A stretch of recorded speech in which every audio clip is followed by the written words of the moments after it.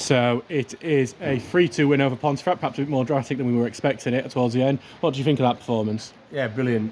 I said to the players just then, don't let those 2 goals take the shine off what a complete team performance and result that was. We deserved to be 3-0 up. We had a clear game plan how we wanted to play defensively but also offensively, and it worked first half, but I knew it would work even more second half because they'd push players on further up front, but leave gaps and spaces at the back, and we exploited those. So I'm really pleased with the performance, the result. Also the strength of character when we went 3-2, could have easily buckled. The weather, rain was against us, the wind was against us. They were committing everybody forward and we stood strong and defended very well. So to come here on Boxing Day and take all 3 points in the manner that we did, I'm really pleased, and I'm proud of the players today. So yeah, obviously you mentioned about your game plan. Obviously we saw quite a bit more direct play from us today.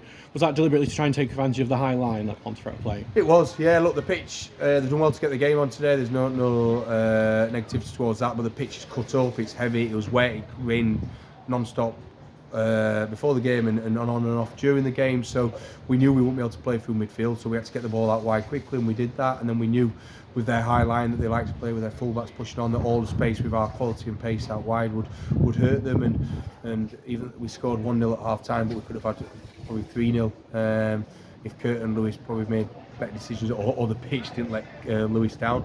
But we knew just had to be stand strong. We knew their biggest threat was their long throw and putting balls into the box, and I thought we were defending that well, and we had chances second half which I thought Iffy and Luke took really well with composure, but then Kurt could have had one right at the death, and if an inch the other side of the post and he gets himself a goal. Yes, we knew they'd throw it at us. They're at home, they're a good side, a side that are going to be competing around the playoffs, but today we fully deserved us 3 points. So yeah, obviously we were 3-0 up, quite comfortable, and then they get 2 quick fire goals. What were your thoughts on conceding those goals and how the team were able to hold up under the pressure of not going from 3-0 up to 3-3 potentially? Yeah, definitely. You see it happen at all levels of football, but the first one, I think Ben's dealt with it the right way, punched it, cleared it out of the box, but the lads hit a screamer from the edge of the box. Nobody can save that.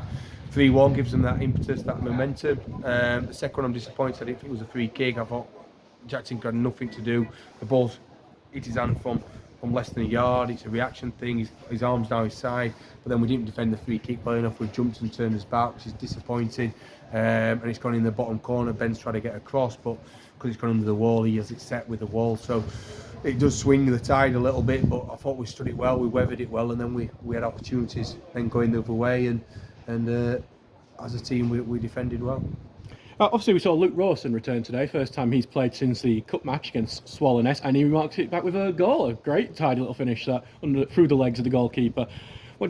Obviously you have this decision now with Thomas Poole having done so well at centre forward, now Rawson coming back. Is that a nice problem to have, basically? It does. It gives us more dimensions to his attack because they offer different things. Luke Rawson's a number 9 in terms of a focal point, a target man, occupies the 2 centre halves, whereas Tucker's more about his movement and getting into spaces between the 2 centre halves or down the side of the centre half, so we know which opposition we play. We'll determine who we play in that position. What we have the bonus of is that Tucker Poole can play in 3 or 4 positions, play either side of that, right or left, or he can play in a midfield. So Tucker Poole's so important to us as a football club and a football side, so we're always going to find a place for him, but we now have that option that we don't have to play him down the middle, but we still have his quality if we need to. Right, so next up it's Sheffield FC on the 2nd, the day after New Year's Day. Means they can all go out on New Year's Eve, which they'll be happy about.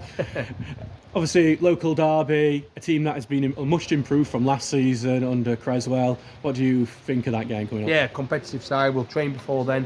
We'll train this week to keep ticking over. It's a local derby at home. It'll be a big crowd. It'll be a competitive game. They're a much stronger side than last year. They've got a really strong squad, a good starting 11. If we play like we did today, I'm sure we'll give them a really good game, and our aim is to get all 3 points, and I'm hoping with the quality we have in the squad that we can do that. All right, and last time when we were at Yorkshire Amateur for the New Year's Day, I did ask you about your New Year's resolutions. I know you're not someone who does them, but if you could set one for the team. Yeah, no New Year's resolution, but what I want us to do as a club is keep progressing, keep focusing on the process of getting better on and off the pitch, and we've given ourselves a solid foundation in 2022 to kick on in 2023. Look, we've achieved this first goal of having a good national competition run. The next one is see if we can get more points than we did last season, and see if we can get close to those playoffs, and then see if we can get Sheffield Hampshire Cup final. So the aim is to do all those three. We've done one, and we're on track to achieve the other two. Thank you very much, Ian. Cheers, Adam. Merry Christmas.